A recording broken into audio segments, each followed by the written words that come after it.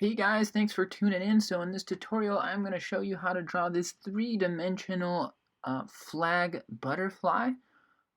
You can do it any style you want. I'll show you at the end there a couple of another variation. It doesn't necessarily have to be the American flag. Okay, so the size of this paper is 11 by 14 inches, so bigger than your standard sheet of computer paper. You're going to start off by dividing the paper into 4 sections. You don't need to use a ruler or anything like that, just to help you get an idea of the spacing of the wings. After that, you're going to sketch in that center part of the butterfly, its body, and then just sketch in those wings. Once you've got your sketch in place, you're going to go back through and work the details and really get the wings looking exactly as you want them. Definitely important to use a reference. As you can see there on the left, I've got all kinds of butterflies that I am looking at. You don't want to do this without using any kind of a reference. It just makes it difficult. Alright, so at this point I'm heading into the designing of my butterfly. For me, this is the fun part of the project. This is where you can make it your own and add anything you think would be appropriate for whatever flag you're trying to convey. In this case, I am doing the American flag, so lots of stars and stripes and things like that. Even the upper edge of the wing has the appearance of it being a ribbon, which is very Americana.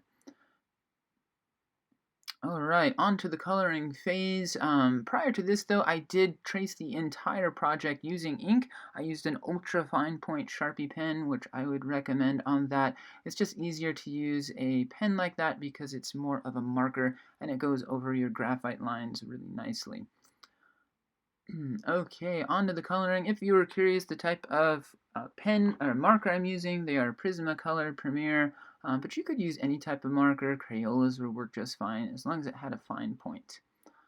I did add some more details as I've gone along into the drawing, and you can do that as you think of things, add more details as you go along. Alright, all done with the coloring aspect. This is where you're going to sort of take a leap of faith and carefully go along the outsides and cut this thing out. So you do want to be very careful, take your time on this. One thing I do want to point out is the antenna. I did not cut them out completely. You can leave them sort of attached to the paper to a degree, just so they're not hanging and they're really flimsy. So it's okay to leave some white paper in there. What I'm doing now is using a marker to roll the wings so that they have that curled look to them, because once again we are going to glue this down and make it 3D. And so that's going to help us keep the wings from having a fold in them. We want them to have that rounded look. Alright, the way I apply the glue is I just put some beads down, and then I'll take my finger and flatten that glue down and make a thin layer of glue as opposed to beads. It dries quicker and I just feel like it works a lot better. Place that butterfly right at the center of a second sheet of paper, which in this case is 11 by 14 inches as well. Once you set that butterfly down, the glue will dry quickly, so you want to make sure you're getting it into the right place. The next thing you're going to do is do the same thing, add a thin layer of glue to the outer edges of the wings. You're not going to put a lot of glue here, just so that outer edge has something to hold it down. Once again, I like to have that thin layer of glue as opposed to a large bead. Placing the wings, you want to be careful, make sure you're getting them in the right spot. The glue is really tacky and it will begin to dry immediately.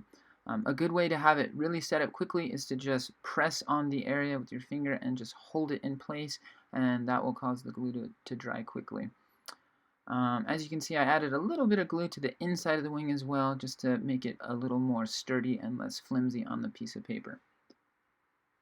Alright, final touch here is you're going to add a quote coming off of the tail end of the butterfly. In this case, since my butterfly is all American, my quote is, "This land was made for you and me."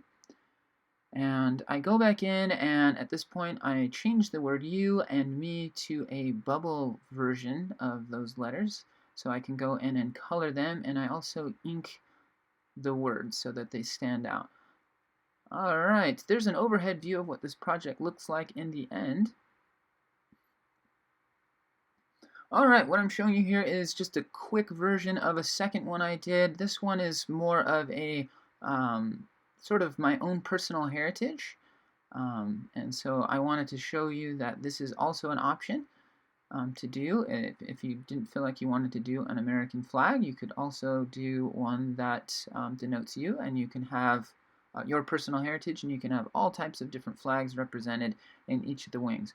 So in this case, my design ended up with sort of a 4-quadrant. Even I don't use each quadrant separately. I have sort of left and right. So my left side is an American flag. On the right is the Union Jack. Its body is the Red Cross of England, and on the face is the Blue Cross of Scotland. So sort of a heritage thing for myself. Same process there. You want to roll those wings, give them a little bit of a curl, glue the center part down, and then glue those edges down. Okay, that one came out really nice. Same thing at the end as well. I did put a quote. This one was by Nehru. It says, "Culture is the widening of the mind and spirit." So there's the final piece there. There's the original one I did. Both turned out great. Thanks for tuning in, guys, and watching this. Hopefully your projects come out well. Good luck with this.